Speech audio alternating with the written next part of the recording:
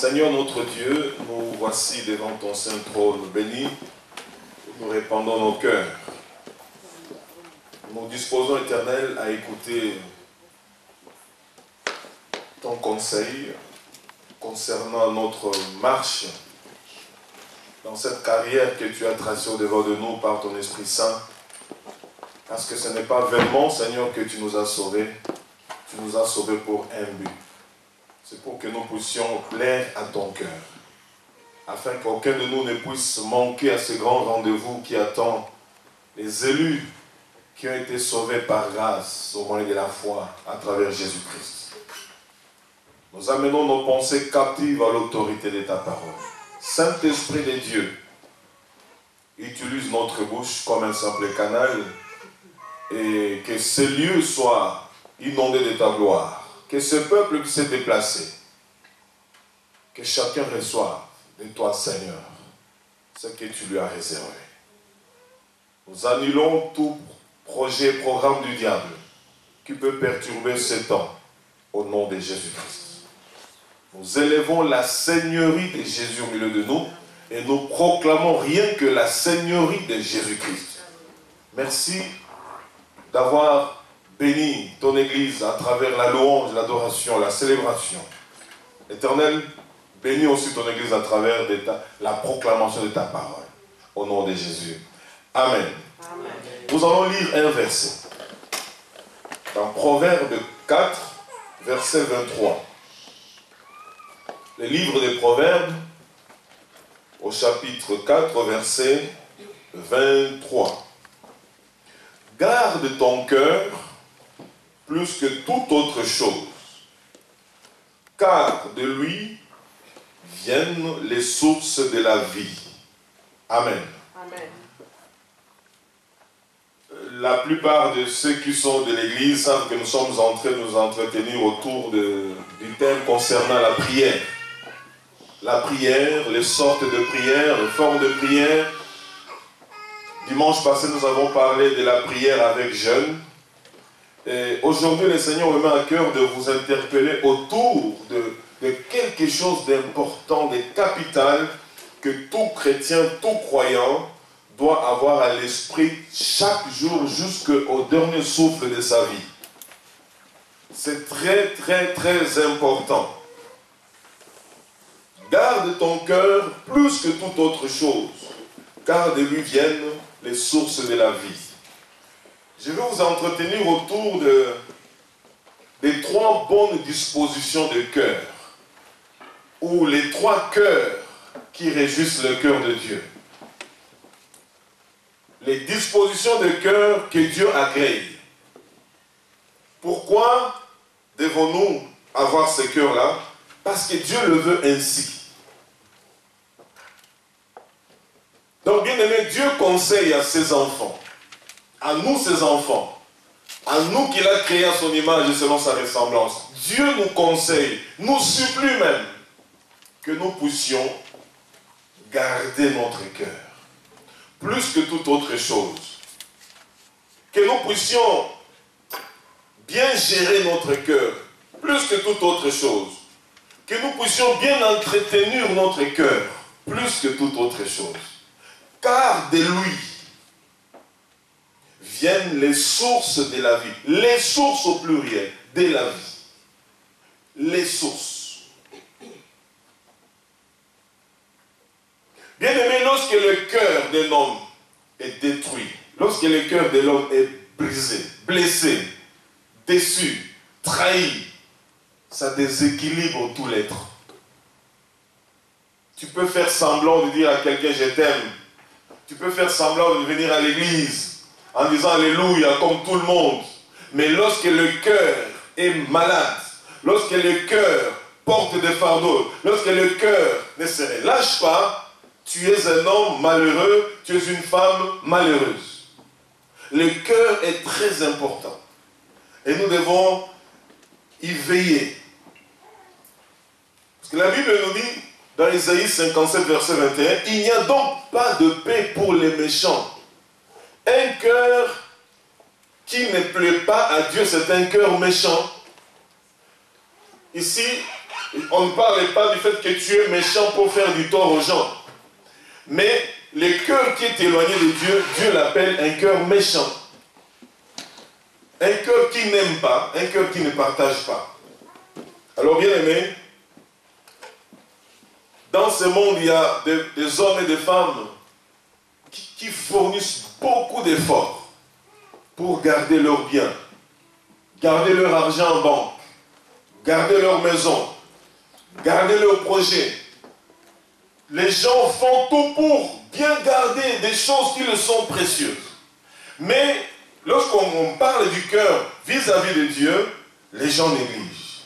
Or, Dieu ne bénit pas l'homme, Dieu bénit le cœur. C'est le cœur qui fait ce que tu es. Sans cœur, tu n'es rien. C'est le cœur. Parce que c'est dans ton cœur qu'il y a les éléments qui font que tu sois ce que tu es. Le cœur, c'est quoi? Je vais rapidement donner quelques explications, quelques petites définitions. Le cœur, c'est la place du choix ou des choix. Le cœur, c'est aussi la place des décisions. Le cœur, c'est la place où l'homme s'ouvre ou se ferme à Dieu. Tout ça, c'est dans le cœur. Quand vous voyez quelqu'un ayant des difficultés de servir Dieu, il peut vous parler, le pasteur est méchant, l'église, il n'y a pas d'amour, il n'y a pas ceci, il n'y a pas cela. Le problème, c'est qu'il a fermé son cœur à Dieu. Le cœur, c'est le siège des émotions, le siège des sentiments. Et le cœur, enfin, c'est ce que la Bible qualifie le dedans de l'homme, ou l'intérieur de l'homme. C'est ça le cœur. Vous verrez bien aimé que dans Matthieu, je vous prie qu'on lise ce texte, dans Matthieu 24, dans Matthieu 24, versets 25 à 28, la Bible nous dit « Malheur à vous, scribes et pharisiens hypocrites, parce que vous nettoyez le dehors de la coupe et du plat, et qu'au-dedans, ils sont pleins de rapines et d'intempérance. Pharisiens aveugles, nettoie premièrement l'intérieur de la coupe et du plat, afin que l'extérieur aussi devienne net. Malheur à vous, scribes et pharisiens hypocrites, parce que vous ressemblez, excusez-moi, à des sépulcres blanchis qui paraissent beaux au dehors et qui au dedans sont pleins d'ossements, de morts et de toute espèce d'impureté.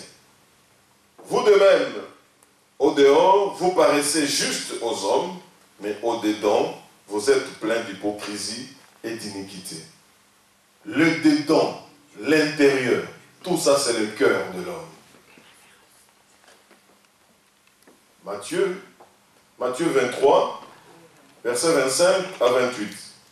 Qu'est-ce que j'ai dit? 24. Bon, moi je lisais 23.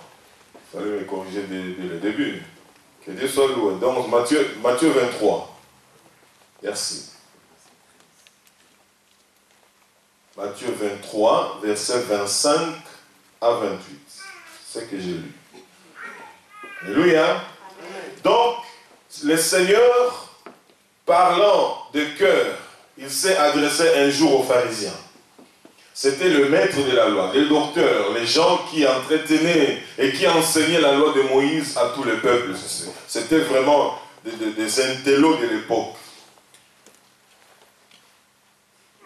Lorsque le Seigneur a regardé leur manière d'enseigner, leur façon aussi d'agir et de traiter les autres, le Seigneur leur a parlé sèchement, sévèrement, en disant « Malheur à vous ». Mon frère, ma soeur, si tu blanchis toujours ton extérieur, alors que le cœur n'est pas avec Dieu, tu es comme un pharisien. Le Seigneur va dire, malheur à toi. Malheur à toi. Quel que soit le rang que tu peux occuper dans une église. Que tu sois homme marié ou célibataire, femme mariée ou célibataire, que vous occupiez des fonctions, oui, des responsabilités dans l'église ou pas, sachez que si le cœur est loin, si le cœur ne réjouit pas le Seigneur, c'est un cœur que Dieu ne peut pas bénir. C'est un cœur qui n'agrée pas, que Dieu n'agrée pas.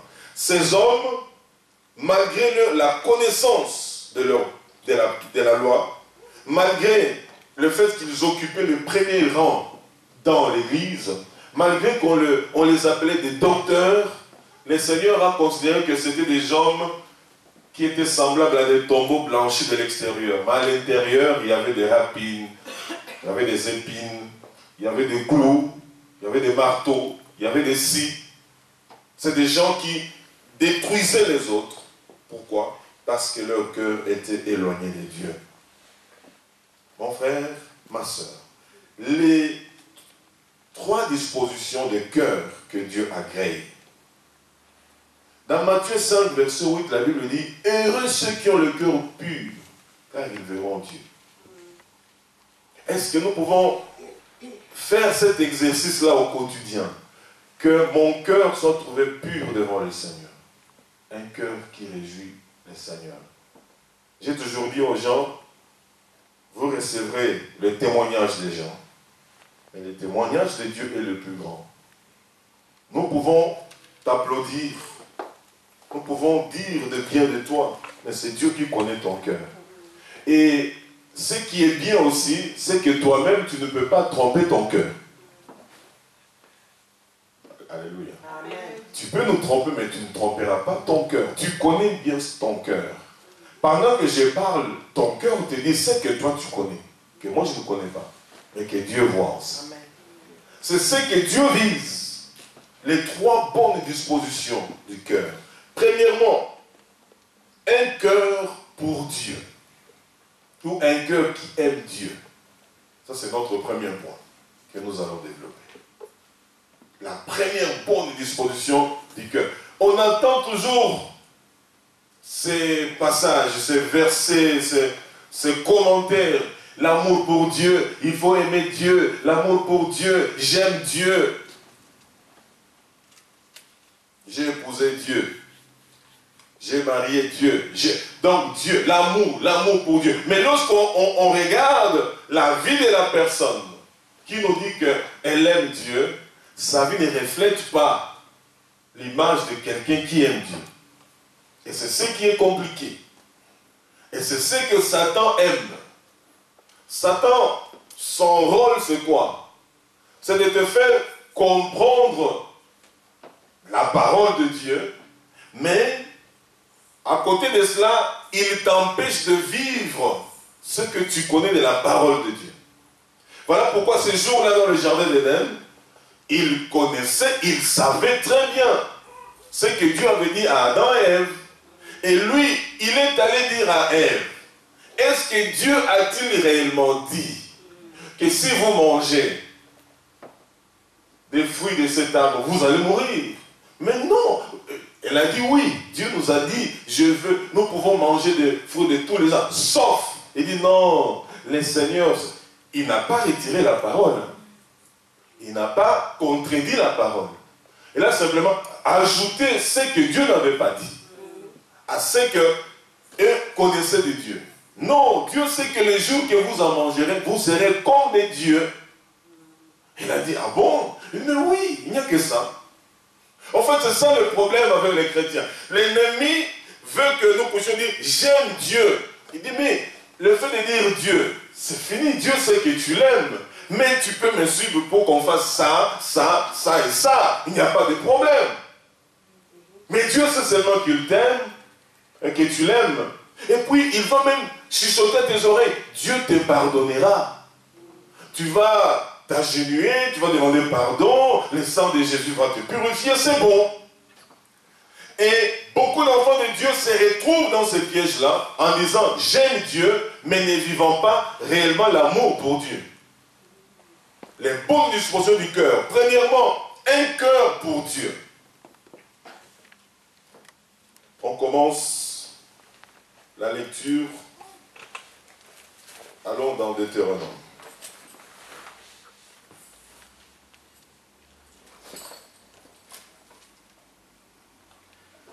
Deutéronome 6, à partir du verset 4.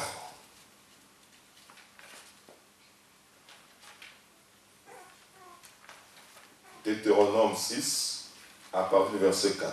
Écoute Israël, l'Éternel notre Dieu est le seul éternel. Tu aimeras l'Éternel ton Dieu de tout ton cœur, de toute ton âme et de toute ta force. Et ces commandements que je te donne aujourd'hui seront dans ton cœur. Tu les inculqueras à tes enfants et tu en parleras quand tu seras dans ta maison, quand tu iras en voyage, quand tu te coucheras et quand tu te leveras. Tu les lieras comme un signe sur tes mains et ils seront comme des frontaux entre tes yeux. Tu les écriras sur les poteaux de ta maison et sur tes portes. Amen. Amen. Premier et grand commandement, tu aimeras ton Dieu, l'Éternel ton Dieu, de tout ton cœur, de toute ton âme, de toute ta force et de toute ta pensée. Est-ce que réellement c'est ce que tu vis? Tu aimeras ces dieux-là. Un cœur pour Dieu, c'est un cœur qui aime totalement Dieu. Un cœur qui est attaché à Dieu. Un cœur accroché à Dieu. Un cœur qui ne se sépare pas avec Dieu. Quel que soit ce que je peux rencontrer comme obstacle sur mon chemin, c'est un cœur qui aime Dieu. Même si mes sentiments, mes émotions, et même si les voix étrangères me disent, c'est Dieu-là t'a oublié, mais mon cœur dit, Seigneur, les gens disent, parce que je souffre, que tu m'as oublié, mais mon cœur t'aime. Mon cœur reste attaché à toi. Mon cœur reste accroché à toi. Mon cœur ne se séparera jamais de toi. Seigneur, même si tu dois reprendre ma vie et que tu me trouves dans ces conditions, sache réellement que je t'aime. Mon cœur t'aime. Mon cœur est attaché à toi. Un cœur pour Dieu, c'est un cœur entièrement consacré à Dieu. C'est un cœur qui ne marchande plus les choses de Dieu par rapport à ce que le monde le présente. C'est un cœur qui ne marchande plus. J'aime Dieu, je suis consacré à Dieu, un point, un trait, ça s'arrête là. J'aime Dieu.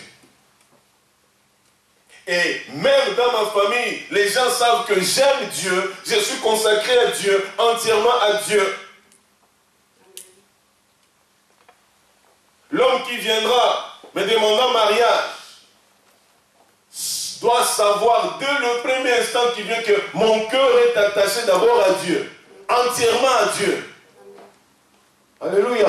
Amen. Donc d'abord Dieu, un cœur pour Dieu bien-aimé. C'est un cœur qui est séparé d'avec le mal, un cœur qui est éloigné des choses de ce monde, un cœur qui marche dans la droiture pour Dieu, un cœur qui craint Dieu, un cœur qui a toujours envie et besoin de réjouir le cœur de Dieu. Je cherche par tous les moyens pour que Dieu se plaise par rapport à ce qu'il a fait en moi. J'aime Dieu. C'est un cœur qui n'est pas partagé. Pourquoi aujourd'hui beaucoup de malheurs, de souffrances dans la vie des chrétiens? C'est parce que beaucoup de chrétiens ont un cœur partagé. Je vous l'ai dit dimanche passé, par rapport aux jeunes. Il y a des gens qui disent qu'ils aiment Dieu. Et quand Dieu leur demande de jeûner, ils avancent des raisons. N'est-ce pas? Il y a des raisons. Je travaille, je suis fatigué, je prends des médicaments, j'ai un bébé, j'ai envie de me marier, je vais voyager, j'ai fait ceci. Tout ça, c'est bon. Mais un cœur qui est entièrement consacré à Dieu, quand Dieu me demande de faire quelque chose, je la fais d'abord.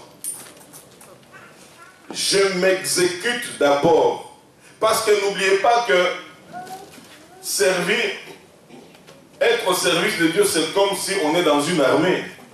C'est pourquoi on appelle l'Éternel Dieu des armées. Or, dans l'armée, il y a l'hiérarchie, il y a les ordres. Hein? Lorsque les ordres nous sont intimés, nous disons Alléluia, Amen. Seigneur, tu as parlé, je le fais. On est tellement partagés. On travaille, on a des courses pour la maison, des courses des enfants. Quand nous mettons tout ça ensemble, bien-aimés, les études, les voyages d'affaires, quand nous privilégions toutes ces choses, vous allez voir qu'il nous restera peut-être 1% et de temps et d'amour que nous allons consacrer au Seigneur. Et c'est très, très dangereux. Et nous nous posons des questions. Pourquoi aujourd'hui nous ne vivons pas beaucoup d'exploits du Saint-Esprit dans nos vies et dans l'Église? On se retrouve à 500 dans un culte. On se retrouve à 2 dans un culte. On se retrouve à 250 dans un culte. On se retrouve à 30 dans un culte. Ce n'est pas un problème, excusez-moi, un problème de nombre, c'est un problème de cœur. Est-ce que nos cœurs sont consacrés à Dieu? Est-ce que c'est des cœurs qui sont exemptés d'hypocrisie? Parce que si de l'extérieur nous disons nous aimons Dieu et qu'à l'intérieur c'est des faussetés, nous sommes un groupe d'hypocrites devant Dieu. Et le Saint-Esprit a des difficultés de passer par les hypocrites pour glorifier le Dieu saint, le Dieu plein d'amour. Un cœur qui aime Dieu, un cœur tourné vers Dieu, un cœur fixé à Dieu, un cœur qui réjouit le cœur de Dieu. Ça, c'est le cœur. Première dimension que Dieu aime et que Dieu veut voir dans la vie de ses enfants, un cœur pour Dieu. Je suis en train de vous entretenir autour des 3 dimensions, aux 3 dispositions du cœur qui réjouissent notre Père, le Créateur. Premièrement, un cœur pour Dieu. Quand j'aime Dieu, je défends les choses du royaume. Vous savez que Paul de Tarse, avant de devenir apôtre, il détruisait l'Église. Il détruisait les enfants de Dieu. Il détruisait les serviteurs de Dieu. Il était l'ennemi de l'Évangile. Mais lorsqu'il a connu Christ et est devenu apôtre de Christ, il a défendu la cause du Seigneur. Il est allé devant des préconsuls, il est allé devant des rois, il est allé devant les empereurs pour justifier sa foi en Christ et pour défendre la cause du royaume. Pourquoi? Parce qu'il aimait Dieu. Il dit les choses qui étaient pour moi comme des gains, aujourd'hui je les considère comme de la boue, à cause de l'excellence que j'ai gagnée en rencontrant Jésus-Christ. Bien-aimé, pourquoi tu es chrétien? Pourquoi suis-je chrétien? Pourquoi sommes-nous chrétiens? Ce que Dieu attend de nous, c'est nous que nous devons aimer Dieu. Au-dessus de toute chose, d'abord Dieu. Voilà pourquoi la Bible dit au commencement Dieu créa. Au commencement de toutes choses, Dieu d'abord. Au commencement était la parole, Dieu d'abord. Je suis enfant de Dieu parce que j'aime d'abord mon Père qui m'a créé. J'aime d'abord mon Père qui est venu pour me sauver. J'aime ce Dieu-là qui a déjà planifié de meilleures choses pour moi dans ce monde et dans l'au-delà, la vie éternelle. Alors je l'aime et rien ne me séparera de lui. Le danger dans la vie chrétienne, c'est d'avoir fait beaucoup de kilomètres croyant qu'on les a fait avec le Seigneur, on réalise qu'on les a fait seuls. Ça, c'est un grand danger. Et lorsqu'on est déjà un ancien chrétien et occupant même des responsabilités dans l'Église, il y a des choses élémentaires, comme on le dit là, qui ne passent plus, parce qu'on s'attend toujours à des grandes dimensions. Aujourd'hui, nous sommes dans l'ère où les enfants de Dieu, quand ils viennent à l'église, ils disent, je veux qu'on augmente ma compréhension de Dieu. Je veux baisser, je veux atteindre ma destinée. Mais tu laisses les bases qui vont faire de toi un homme et une femme forte dans le domaine, dans l'avenir, mais tu veux toujours entrer dans Et voilà pourquoi aujourd'hui, beaucoup de prophètes, beaucoup d'apôtres sillonnent des églises à gauche, à droite et bombardent des paroles très fortes dans la vie de plusieurs. Ah, aujourd'hui c'était terrible. Oh là là, non, cette parole était mienne. Mais tu n'as pas de base pour que cette parole puissante puisse agir dans ta vie. Parce que ton cœur est éloigné de Dieu. Ton cœur n'aime pas Dieu. Ton cœur n'a pas Dieu.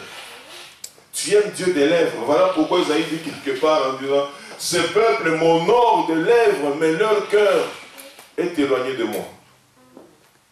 Alléluia, alléluia, gloire à Dieu. Ceux qui parlent anglais, c'est vraiment ceux qui sont en espagnol, la lingala, la swahili, alléluia. Et quand maintenant on fait le check-up du cœur spirituel, c'est des cœurs qui sont loin de Dieu. C'est pourquoi je vous ai dit que nous sommes en train de nous entretenir autour de la prière. Pourquoi faisons-nous beaucoup de prières et que nos prières ne semblent pas être exaucées par Dieu? C'est un problème de cœur. Est-ce que je connais Dieu? Si je le connais, est-ce que je l'aime? Et si je l'aime, est-ce que je fais ce qu'il me demande de faire? Il y a des femmes mariées qui tremblent devant leurs hommes plus que devant Dieu. Laisse-moi faire. Si je ne le fais pas, peut-être il va me chasser. Te chasser? Qui est-il pour te chasser? Et dans cette société ici. Alléluia. Il y a des hommes, dès qu'ils parlent de sa femme, ils commencent à trembler. Celui-là, si je ne fais pas ici, c'est fini à la maison. Ouh là là là. Mais ce qu'on fait vis-à-vis de sa femme ou vis-à-vis de son homme, parce qu'on craint des problèmes, on ne le fait pas vis-à-vis de Dieu créateur, qui nous garde même nous deux, qui veille sur nous et qui nous a créés. Donc, on a inversé des rôles, bien aimés, en servant le Seigneur. Il y a des gens qui créent leur patron du boulot. Oh mon cher, le boulot aujourd'hui, c'est le papa, c'est la maman. Hein. Ça, je ne parle en français. Dans d'autres langues, dialecte en Afrique, ça sonne bien. Le boulot, c'est ton papa, c'est ta maman. Dès que le patron entre, même s'il t'injurie, tu dis oui patron. Il fait ceci, oui patron, oui patron. Parce que tu sais qu'il y a la rétribution à chaque fin du mois. Mais c'est lui qui a ta rétribution éternelle. Tu n'as pas peur de lui. Quand il te dit quelque chose, tu dis oui, moi aussi, mais quand le patron parlait, oui patron. Vous savez, hein, on a vu des choses dans ce monde. Le patron qui dit, le boulot commence toujours à 8h, admettons 8h, 8h30. Il dit, demain je vais voir tout le monde à 7h. Tout le monde sera là à 7h. Tout le monde. Tu verras les gens courir comme des petits enfants, cravates là-bas, pour être à l'heure. Devant qui? Le patron, parce que s'il signe, c'est fini pour moi. Mais ça sera fini pour un temps. Ok? Pour un temps. Peut-être je vais galérer pendant 1 an, pendant 2 ans, mais je finirai par trouver du travail ailleurs.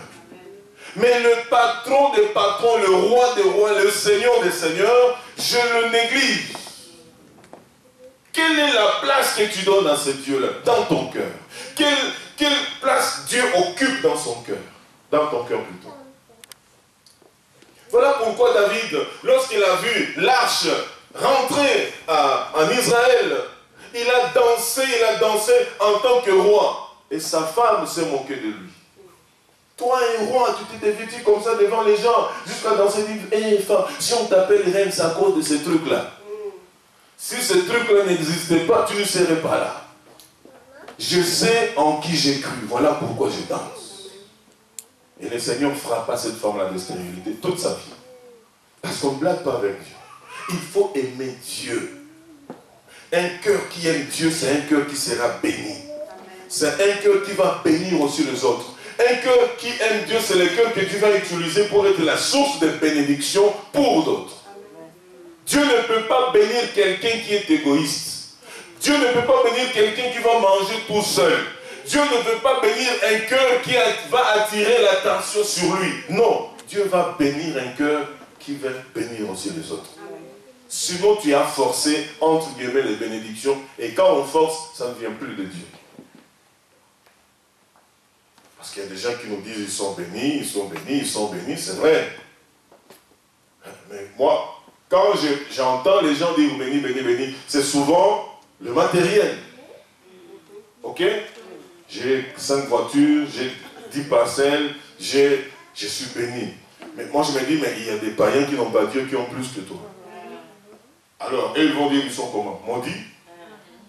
Alléluia. Alors, nous chrétiens, la plus grande bénédiction que nous pouvons dire aux gens que Dieu m'a béni, c'est parce que j'aime Dieu. Le simple fait de dire Dieu, c'est déjà grand. Mais dans le cœur, hein, pas dans les lèvres. J'aime Dieu. Le cœur qui aime Dieu. Voyons encore dans Marc 12.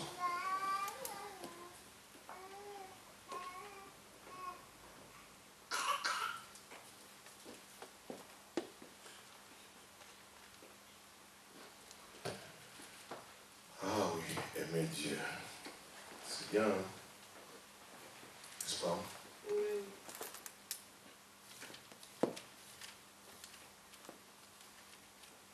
Un des scribes qui les avait entendus discuter, sachant que Jésus avait bien répondu aux Sadducéens, s'approcha et lui demanda, quel est le premier de tous les commandements? 28. Marc 12, à partir de 28. Quel est le premier de tous les commandements? Jésus répondit, voici le premier. Écoute Israël, le Seigneur notre Dieu est l'unique Seigneur. Et tu aimeras le Seigneur ton Dieu de tout ton cœur, de toute ton âme, de toute ta pensée et de toute ta force. Voici le second. Tu aimeras ton prochain comme toi-même. Il n'y a pas d'autre commandement plus grand que ces deux-là. Un cœur qui aime Dieu et un cœur qui aime aussi son prochain.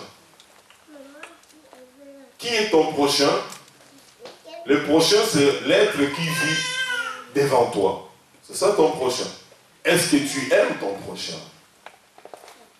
Ou bien tu aimes ce que possède ton prochain?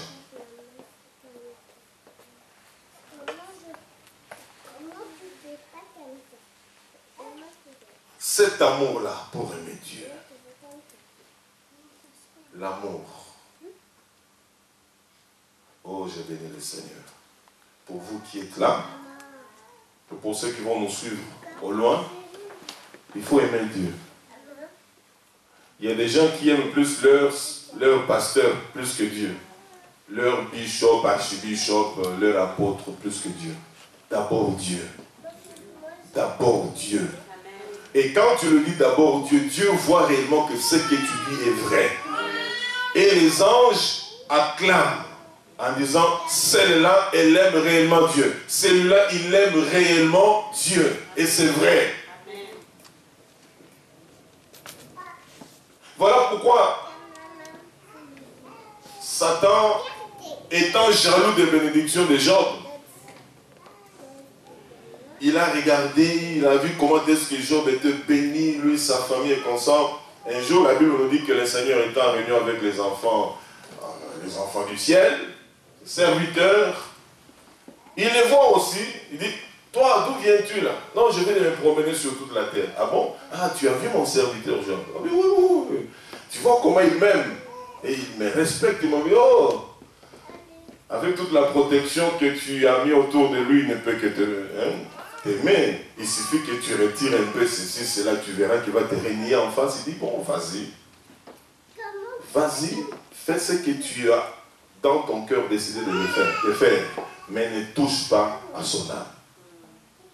Alléluia. Amen. Il est allé, nous connaissons l'histoire. Dans un même jour, il a perdu enfants, les biens, les serviteurs, les maisons, les champs, les gros bétails, le petit bétail, tout. Et le même jour, frappé des maladies. Et les gens commencent à dire, ça serait de notre temps ici. Mais les hommes, nous sommes les mêmes, je pense. Même si les siècles sont passés. On est presque là, non. Je crois que son argent là, c'était pas très clair. C'est quelqu'un qui aurait signé des pactes, c'est pas normal. Le même jour, dit. Presque 10 enfants. Les serviteurs. Ah non, non, non, non. Ça, c'était un pacte qu'il avait signé. Ainsi de suite. Et même ses amis qui priaient avec lui autrefois, ses meilleurs amis, sont venus vraiment apporter une pression sur lui.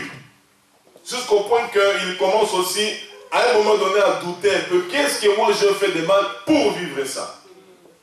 Mais en fin de compte, il a dit non.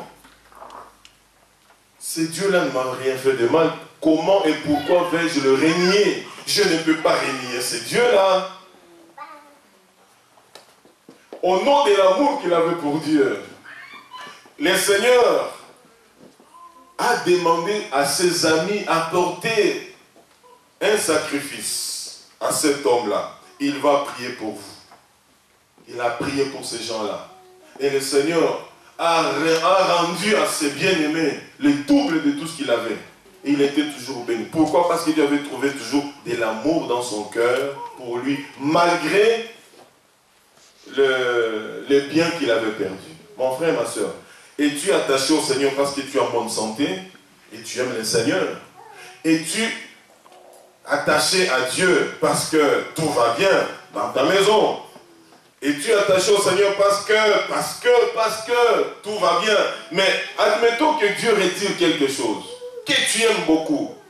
Il a tenté, ben, il n'a pas tenté, il a mis à l'épreuve Abraham, un vieillard qui a reçu un enfant dans la centaine, après avoir attendu pendant presque 27 ans l'accomplissement de la promesse. Il dit, sacrifiez-moi ce fils-là.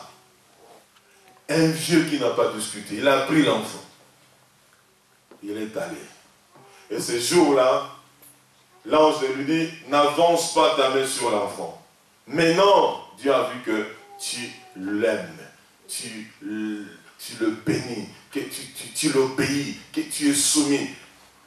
Et c'est ainsi que Dieu a accompli la promesse en disant, je te multiplierai, ça va s'accomplir. Bien-aimés, aimons le Seigneur, notre Dieu, de tout notre cœur. C'est ce cœur-là que Dieu bénit. Un cœur qui honore Dieu.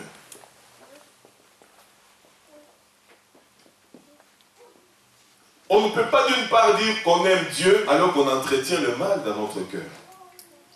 Voyons un peu dans Marc 7.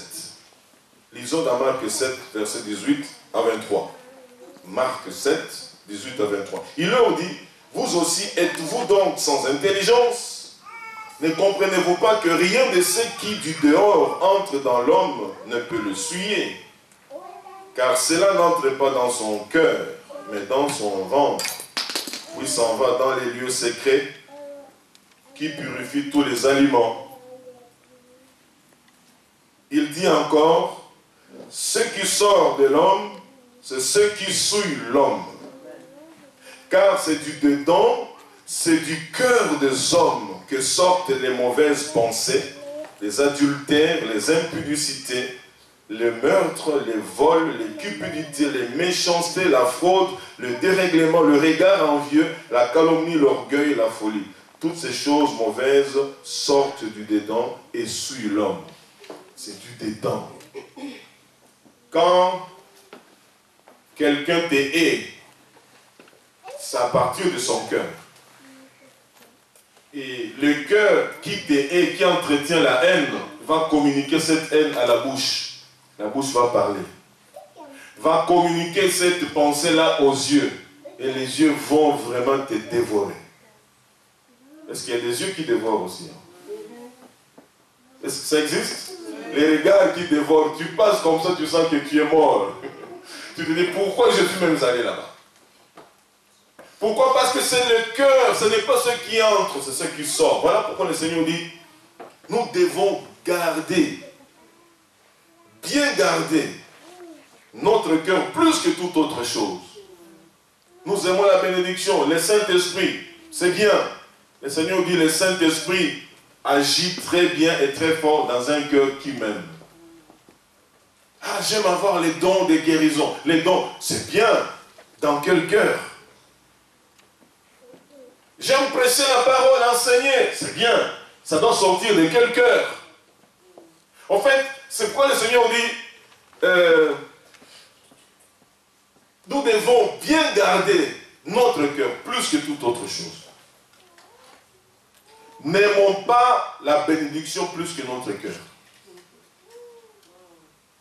N'aimons pas la bénédiction plus que l'amour que nous avons envers Dieu. Parce que le Dieu que nous aimons, c'est lui le maître des maîtres, le patron des patrons, de tout ce que nous pouvons appeler bénédiction. Et ça doit provenir d'un cœur pur. Un cœur qui est Dieu. Deuxième disposition du cœur que Dieu aime. Un cœur pour l'œuvre ou un cœur pour le service. Un cœur pour l'œuvre ou un cœur pour le service. J'aime Dieu. Rien ne peut me séparer de l'amour de mon Dieu. Quelle que soit l'épreuve, quelle que soit la situation, j'aime Dieu. On vient tout piller dans ma maison, j'aime Dieu. J'arrive au travail, on met tout le monde dehors, j'aime Dieu.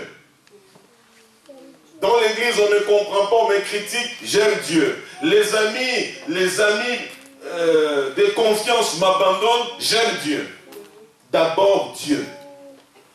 La famille qui comptait sur moi parce que la famille ne voit rien venir de moi, la famille me rejette, mais moi j'aime Dieu et je continue à aimer ma famille. J'aime Dieu. Quand Dieu voit ça, c'est l'arme bien-aimée qui est en train de détruire Satan tous les jours dans ta vie. L'amour pour Dieu. Parce qu'il n'y a pas d'amour auprès de Satan. L'amour est de Dieu. Et ce qui aime, c'est celui qui a connu Dieu. Celui qui est, la Bible dit, n'a jamais connu le Seigneur. Et il n'y a point d'amour de Dieu en lui. Aimons Dieu dans le vrai. Quand j'aime Dieu, je ferai toutes choses avec amour et par amour. Aimons Dieu. Il est digne de louange, notre Seigneur. Après cet amour-là, j'ai un cœur pour l'œuvre, un cœur pour le service. C'est là où beaucoup d'enfants de Dieu, même ceux qui aiment le Seigneur, ont aussi des difficultés. Le cœur pour l'œuvre, le cœur pour le service. Lisons notre premier texte dans Romains 12, versets 4 à 8. Romains 12, versets 4 à 8.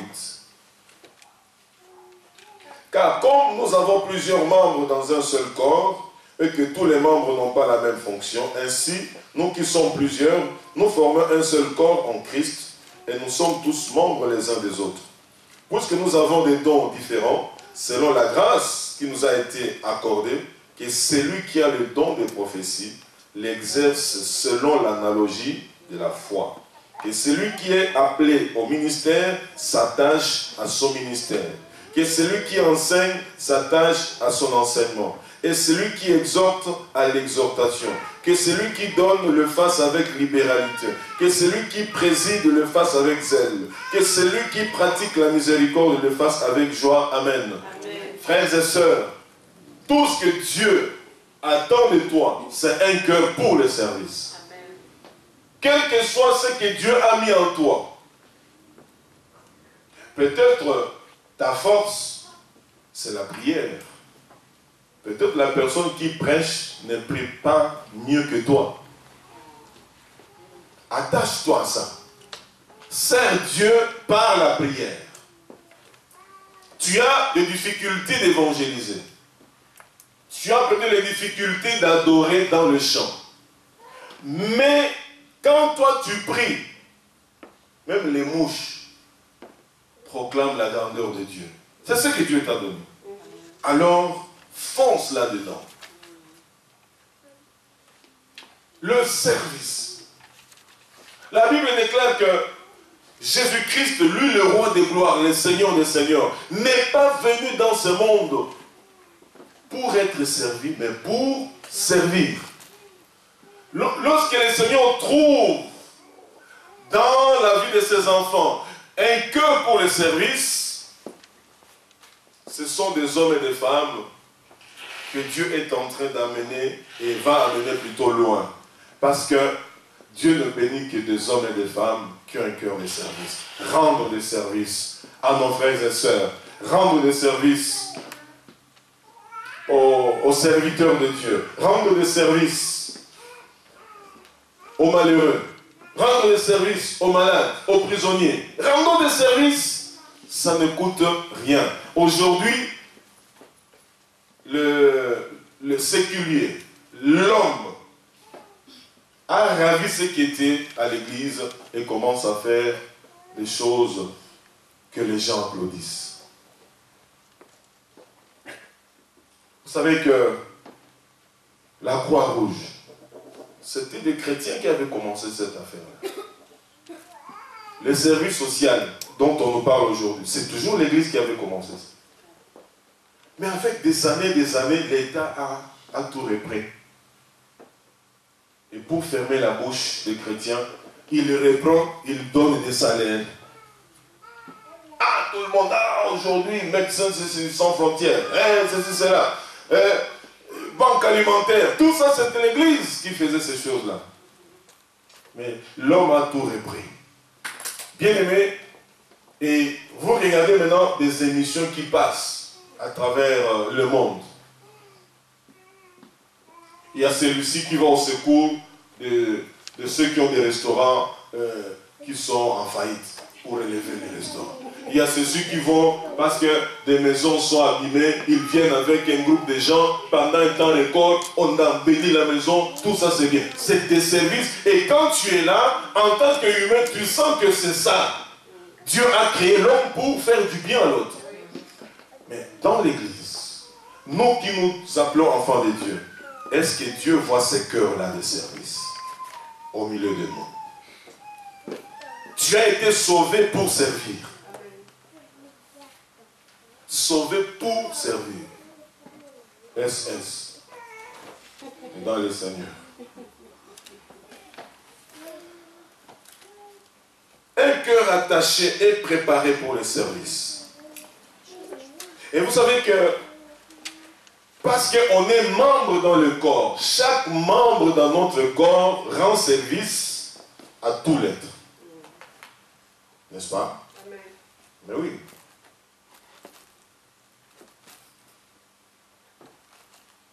La main peut se glorifier. Moi, la main, c'est moi qui te lave, c'est moi qui t'habille, c'est moi qui te fais manger. Et la bouche dira, si moi je n'étais pas là, où est-ce que tu allais mettre? Et puis, les dents vont dire à la bouche, toi aussi la bouche, si moi je ne croyais pas, qu'est-ce que tu allais faire? Et la salive va dire, mais si moi je n'étais pas là, comment tu allais faire les choses? Ainsi, donc chaque élément, chaque organe dans l'être est au service des autres. Pour qu'il y ait équilibre. Je dois, bien aimer, avoir ces bonnes dispositions de cœur pour l'œuvre. L'œuvre de Dieu. Rendre service aux gens. Et c'est de cœur comme ça que Dieu aime bénir. Car Dieu ne veut pas voir des enfants égoïstes, des enfants distraits, ceux qui se disent Seigneur, Seigneur, mais leurs cœurs sont éloignés de lui. Dieu veut voir des frères et sœurs et ses enfants qui le servent d'un cœur sincère, avec une âme bien dévouée. Servir Dieu. Je le sers de plusieurs manières. Il y a des gens qui ne passent jamais devant pour prêcher. Mais ils servent Dieu parfois plus que le prédicateur. Il y a des gens qui sont seulement à la porte là. Ils font plus que les intercesseurs. Il y a des intercesseurs qui sont quelque part. Ils font plus que les chantres. Il y a les chantres, quand ils font leur travail, ils font plus que les intercesseurs. Vous comprenez un peu. Mais tout ça, c'est pour le corps de Christ. Pour que l'Église aille de l'avant. Colossiens 3. Versets 23 à 25. Colossiens 3, 23 à 25. Tout ce que vous faites, faites-le de bon cœur, comme pour le Seigneur et non pour des hommes, sachant que vous recevrez du Seigneur l'héritage pour récompense. Servez Christ, le Seigneur, car celui qui agit injustement recevra selon plutôt son injustice, et il n'y a point d'acception de personne. Servons le Seigneur, le Christ, et tout ce que nous faisons en petit ou en grand, en cachette ou public, faisons-le pour la gloire de Dieu. Faisons-le avec tout notre cœur, faisons-le avec tout notre amour, mais comme le faisant pour Dieu. Quand je sers un frère, je sers une sœur, je le fais comme si je le faisais à Dieu lui-même. Quand je visite un frère ou une sœur, c'est comme si je rendais visite à Dieu lui-même. Je le fais de tout mon cœur. Parce que c'est mon prochain. Le service. Un cœur pour l'œuvre. Un cœur pour le service. Combien de frères et sœurs prennent des responsabilités dans l'église? Et juste après, ce sont des explications, c'est des excuses à gauche, à droite. C'est plein aujourd'hui. Et nous autres, les convertis des années 80, parfois quand nous regardons les choses, on se dit, mais est-ce qu'on s'était converti avec un autre Saint-Esprit ou c'est le même qui continue à agir? Parce que le sérieux qu'il y avait, quand quelqu'un se convertissait, tu voyais l'amour de Dieu manifeste dans sa vie. Quand tu voyais comment est-ce qu'il était consacré à l'œuvre de Dieu, tu te dis, mais je ne peux pas rester en arrière. Il y a des gens qui disent que qui n'avance pas recule. Oh, pasteur, moi j'ai fait ceci, pasteur, moi j'ai fait cela, pasteur, il y a des gens qui remplissent les églises. Mais dès que le Seigneur a besoin maintenant d'eux à leur poste, ce sont des excuses, des excuses, des excuses, des excuses. Pire encore, il y a des gens qui prennent les responsabilités dans l'église, dans l'organisation du mariage, et les jours du mariage, ils sont absents.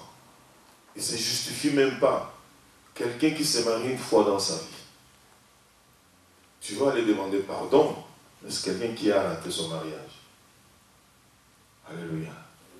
Il faut que ce soit quelqu'un qui a un bon cœur. Mais j'ai pardonné, mais j'ai raté quand même mon mariage.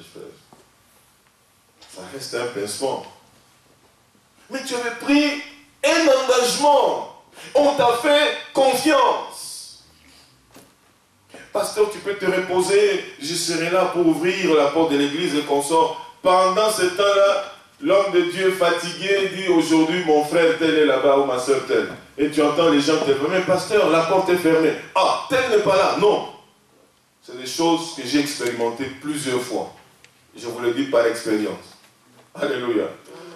Je me suis tapé parfois 100 km comme ça pour aller ouvrir la porte de l'église alors qu'il y avait des gens dehors, c'était l'hiver, et pourtant des gens qui vivent dans la même ville, qui ont des clés, qui m'ont rassuré ne sont pas venus.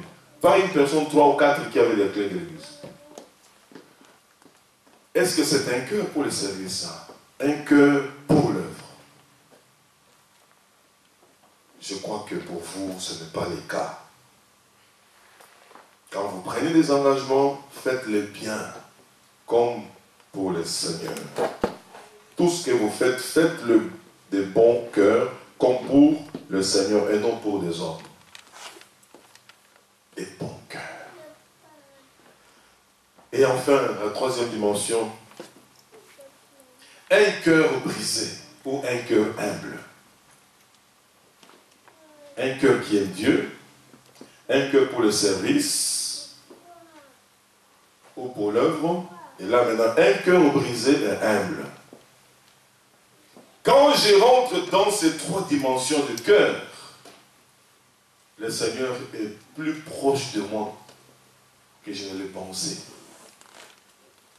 Il n'est même pas plus proche de moi, mais il est à moi. Parce que c'est ça, le cœur que Dieu aime. Et que ce soit un exercice au quotidien. Mon cœur, est-ce que mon cœur aime-t-il Dieu réellement, entièrement consacré, ainsi de suite? Est-ce que j'ai un cœur pour l'œuvre, pour le service, et je le fais bien, comme pour le Seigneur, et non pour les hommes? Et puis, est-ce que j'ai un cœur brisé, un cœur humble? Un cœur brisé, c'est lorsque la personne qui se dit aimant le Seigneur a crucifié sa chair avec Christ, avec ses passions, ses désirs. Il a crucifié sa chair. Il a crucifié sa vie avec Christ pour que Christ règne en lui. C'est celui qui à un moment dit, ce n'est plus moi qui vis, mais c'est Christ qui vit en moi. Pas comme slogan, récitation, mais parce que c'est la réalité. Ce n'est plus moi qui vis, c'est Christ qui vit en moi. Même quand Satan vient, il voit que c'est Christ qui vit en toi. Les démons voient que c'est Christ qui vit en toi. Voilà pourquoi quand on te demande de prier pour quelqu'un, d'imposer les mains pour quelqu'un, de chasser les démons dans la vie de quelqu'un quelque part, tout marche. Pourquoi? Parce que c'est Christ en toi qui accomplit l'œuvre. Un cœur brisé, c'est un cœur qui ne discute plus les choses de ce monde. Un cœur brisé, c'est un cœur qui ne se justifie plus. Un cœur brisé, on le maltraite, on le ridiculise, on le trahit. Mais c'est un cœur qui est calme, tranquille. Un cœur brisé. C'est ce que la Bible me dit. Nous devons avoir les sentiments qui étaient en Jésus-Christ. Le Seigneur de gloire, Dieu créateur, devant sa créature, on crachait sur lui. On le méprisait.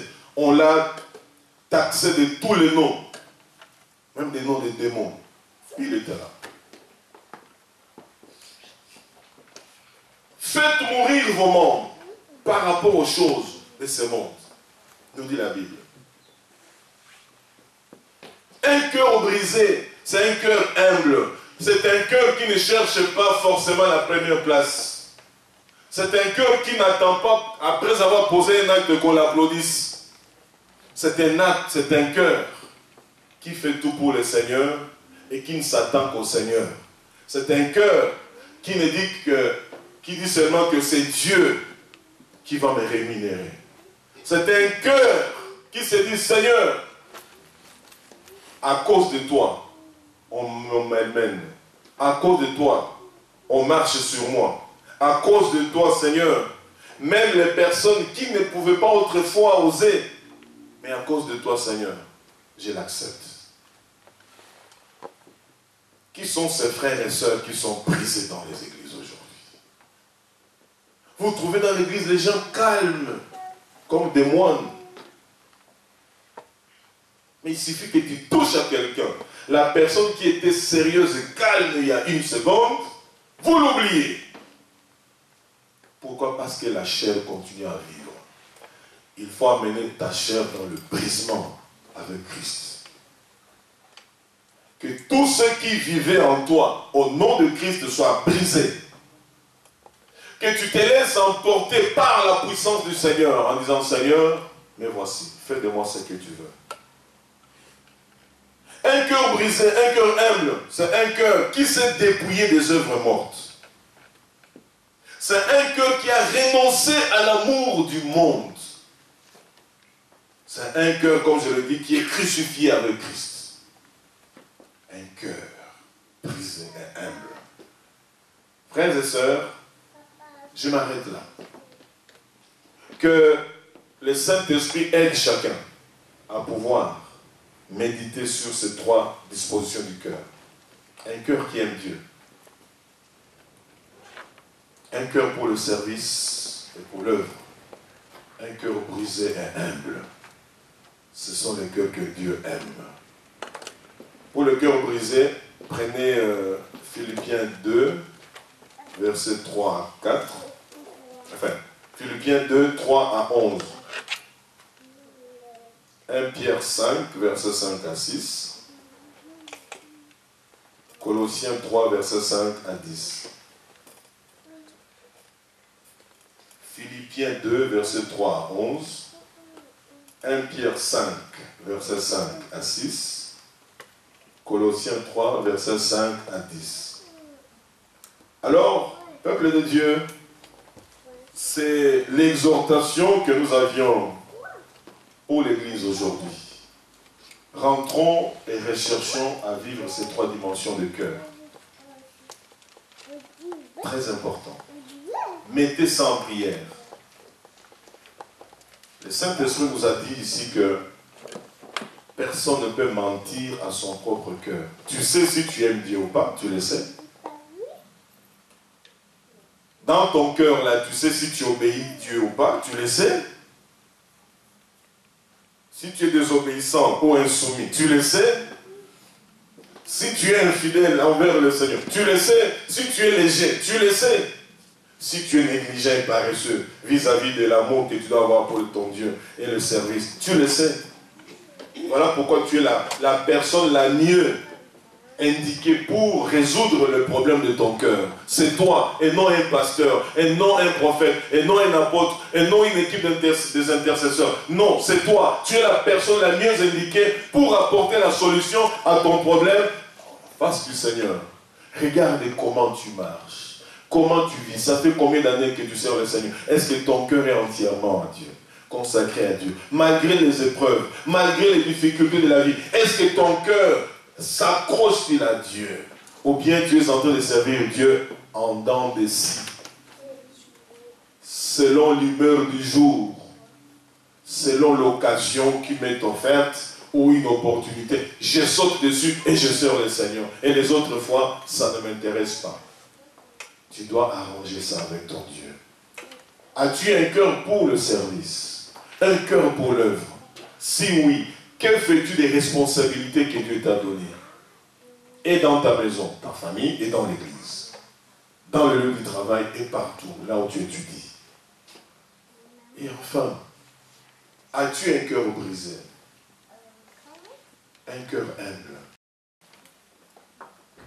La Bible nous dit, humiliez-vous sous l'ombre, sous la puissante main de l'Éternel, et vous relèvera au temps convenable. L'humilité précède la gloire, mais l'orgueil précède la chute. Dans l'humilité, la Bible nous dit, regardez, considérez les autres comme étant supérieurs à vous. Dans l'humilité, le Seigneur dit, celui qui veut être le plus grand parmi vous, soit le plus petit et qu'il soit au service des autres. C'est facile à faire cet exercice-là soi-même, chez soi. Amen. C'est facile. Je vais demander au frère Paul de rendre grâce à Dieu pour ces moments et que le peuple de Dieu qui a écouté cette parole puisse la mettre en pratique et que nous puissions vivre les fruits au nom de Jésus-Christ. Seigneur, nous te disons merci pour ta parole. C'est tes paroles qui nous est adressée parce que tu nous connais et tu connais nos cœurs. Voilà pourquoi la parole nous dit qui connaît le cœur de l'homme, car le cœur de l'homme est tortueux. Mais tu vas dire dans ta parole aussi, Seigneur, que toi seul, tu es capable de changer le cœur. C'est pourquoi tu vas s'adresser à Israël en disant, revenez à moi et je changerai vos cœurs de pierre en chair. C'est toi qui es capable de changer le cœur. Puisque tu sondes le cœur et que tu as reconnu en nous, Seigneur, qu'il y a des choses qui ont besoin d'être changées, modifiées. Seigneur, nous soumettons à ta parole et nous acceptons que ta parole porte des fruits en nous, Seigneur.